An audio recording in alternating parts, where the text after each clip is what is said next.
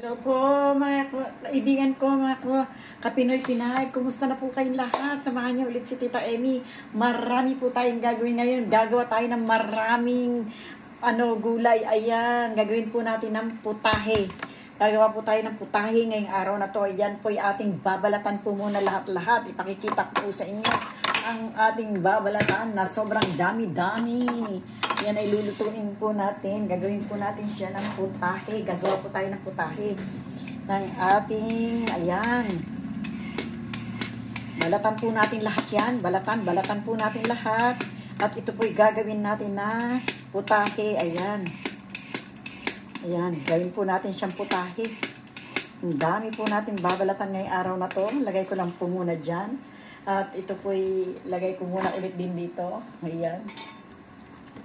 Sa dami po natin gagawin na putahe. Ito po ay lahat. Lahat po ito ay gagawin natin putahe. Ang putahe po ay ginagawa po yun ng soup. Para pong soup yung creamy. Ayan. Crema po, crema. O creamy. Ayan, gagawin po natin siyang crema. Itong carrots. Gagawin po natin siyang crema. Itong carrots na to. Para po meron silang mainom na sabaw. Kasi mainit po ngayon. Ay, mainit. Malamig po ngayon ang panahon. Emmy, umayos ka. Ayan. Kasi po malamig ang panahon. So, ito, lahat ng ito ay gagawin natin crema. Putahe po ang tawag nila. Lahat po ito. Ayan.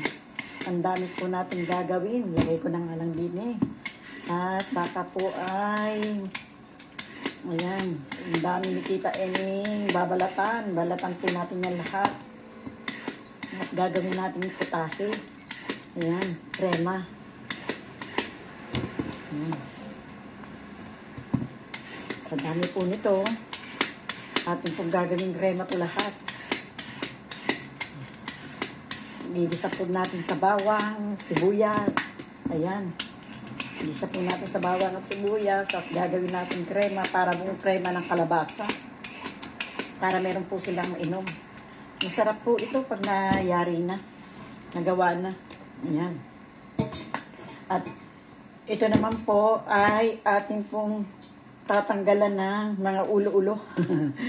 Ayan. Lagay ko po rito para ayan po, para po makita ninyo. Ito po itatanggalan po natin ng ulo, ganito. Alisan po natin ang ulo at hiwain lang po natin ganyan. At ito po imimix po natin sa mixer. Kaya anin po natin sa mixer para po maging crema kasama po ng carrots. At lalagyan pa po natin ng ganito. Ito po parang upo. Para po siyang upo pero bubango po ang tawag nila rito. Bubango pero ito'y parang upo. Ayan po. Ang lasa po niya ay parang upo. Yan, i-mix din po natin dito. At lalagyan po natin ng 2 o 3 patatas. Ayan, at lalagyan din po natin ng kamote. Ayan, lalagay po natin lahat yun. Ayan.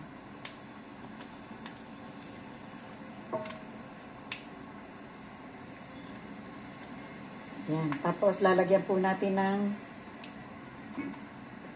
puwero.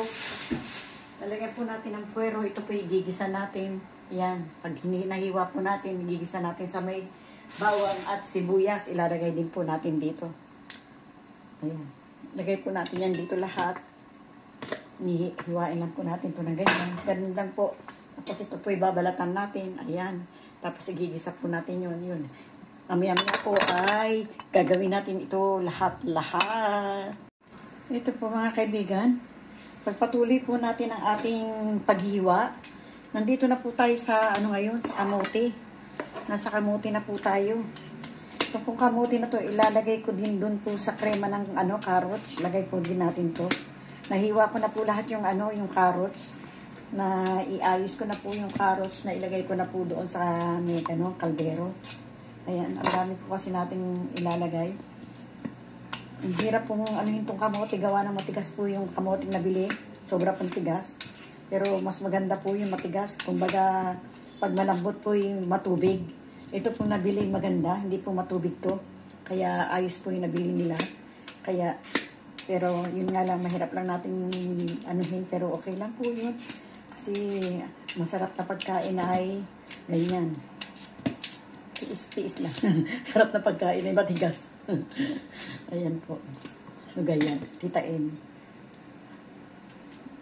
Ayan. Ito po. Mahirap pong ano. Ayan. Sige lang, Tita M. Tapos ko na rin po naman. Nahiwa ko, ay nabalatan ko na rin po yung ano. Nabalatan ko na rin po itong patatas na ilalagay natin. Lalagyan po natin ng panatas.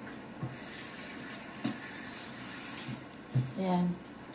Gasan ko lang po kasi mahirap naman po. Hindi natin ugasan. Gasan ko lang po ito.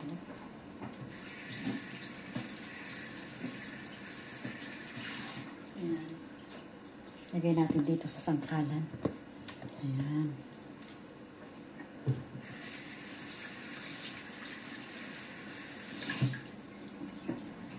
Ayan po. Gasan muna natin kasi mahirap naman po.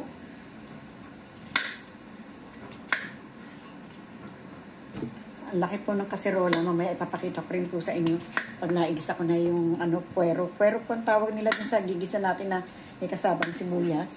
Gigisa ko po yun.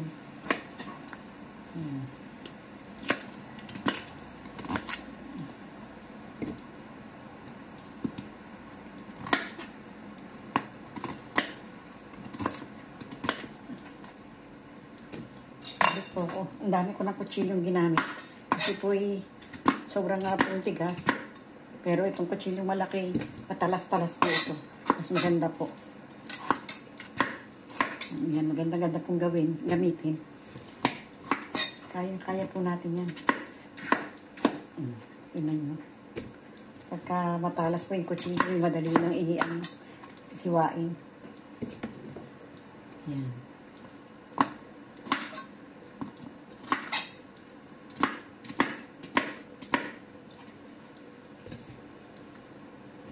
Meron pa po palang isang hindi pa natin nabalatan. Balatan ko lang po muna. Ayan.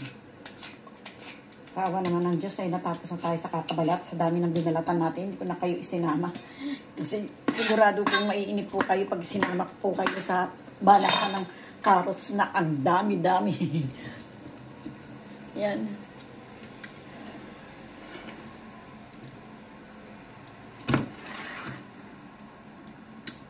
Dagdagan ko po yung aking sabaw. Tapo naman kulang.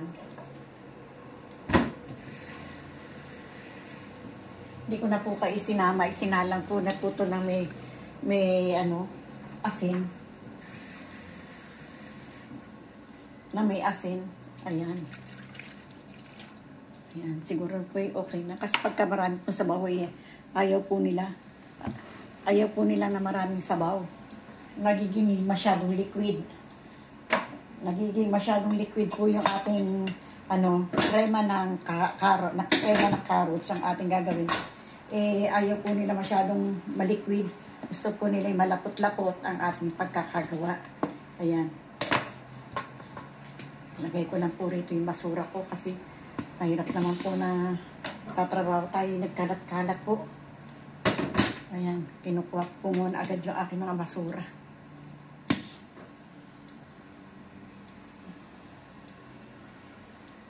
Ayan, para po wala akong masyadong kalat.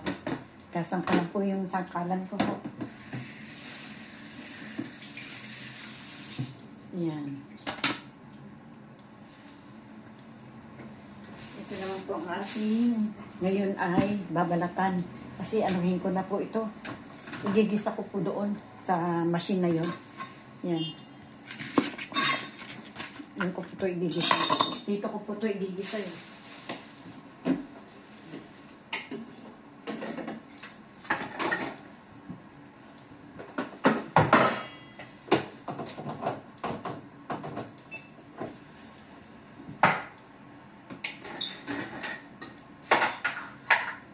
Lalagyan po siya natin ng mantika.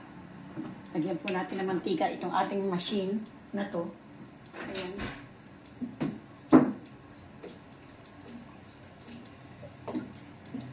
Pag naigisa po natin dito, lalagay po natin dito sa kasirolang malaki. Pag nagisa po natin siya, ilalagay po natin dito. Pag nagisa po natin dito, ilalagay po natin dito sa kasirolang malaki. Ipakikita ko po muna sa inyo yung kasirolang malaki. Ari po, yung kasirolang malaki na ginawa nating ano. Ayan, ang laki po ng kasirola. Ayan po. Yung kasirolang ating ginamit. Ayan, kaya marami po yan. Marami po yung ating ginawa. Pag naman po natapos ko na siya, yan naman po ilalagay ko sa, i-blender po natin siya. Dito ko rin po ito i-blender. Pag na-blender po natin siya, ay gagawin po natin, ilalagay po natin sa mga Tupperware dito. Ayan po, sa mga ganitong Tupperware, at ilalagay ko po sa frozen. Ipo-frozen po natin yan. Pero pag habang mainit, hindi pa po muna. Ayan po, mamaya na po ulit tayo. Magsama ulit mamaya. Ayan po mga kaibigan. Hindi ko na kayo isinama dito. Kasi po, maingay po ito, maingay. Hindi na rin doon tayo magkakarinigan. Kaya pinasya ko na lang po na hindi ko na kayo isama. Pero nayari na po, nagisa na po natin yung ating puwero.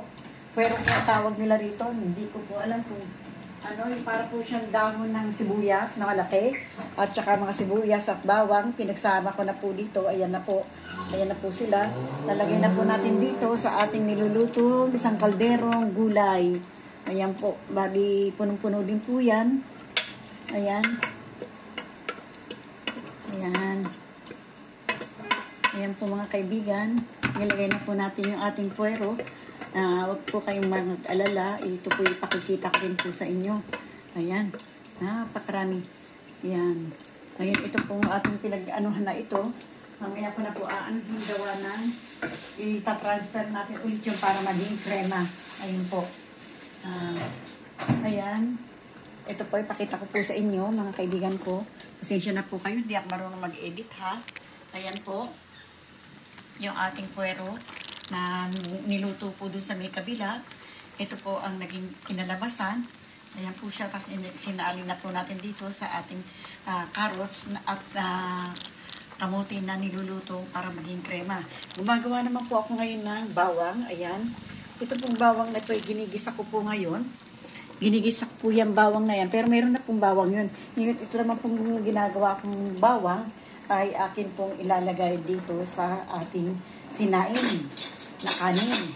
Kasi po ang kanin po rito, pag nagsasain po ay nilalagyan po ng ginisang bawang.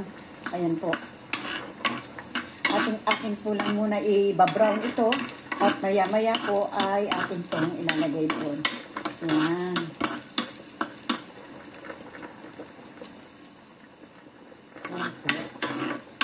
Kumukulo na po yung ating gagawing krema ng arroz. Kumukulo. Ay, nakalimutan ko. Takpan po pala. Takpan po natin para madali po siya kumulo. Ayan.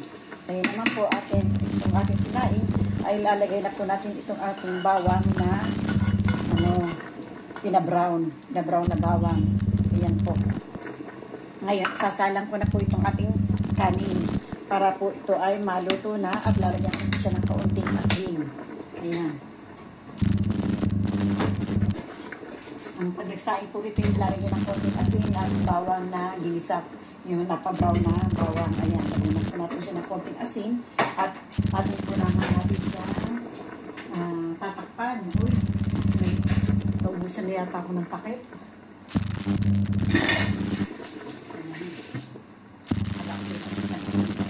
Ayan. Dami pong trabaho ng Tita Emi at dami pong hugas ng Tita Emi. Ayan. Kaya po natin yan. Ayan.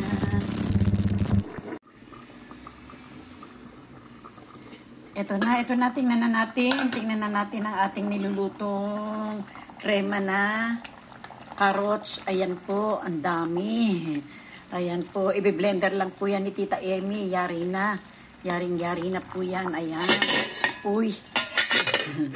Medyo malayo po sa atin kasi hindi ko po nadala yung aking stand. Hindi ko naman po kasi akalain magpapagawa sila ng ganito karaming putahe o krema ng carrots. Ayan, i-blender ko na lang po yan.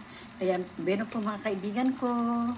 Ayan po ang ating luto. Maraming po salamat sa bawat subaybay nyo kay Tita Emi. Sana po hindi kayo magsawa sa ating pagsasama.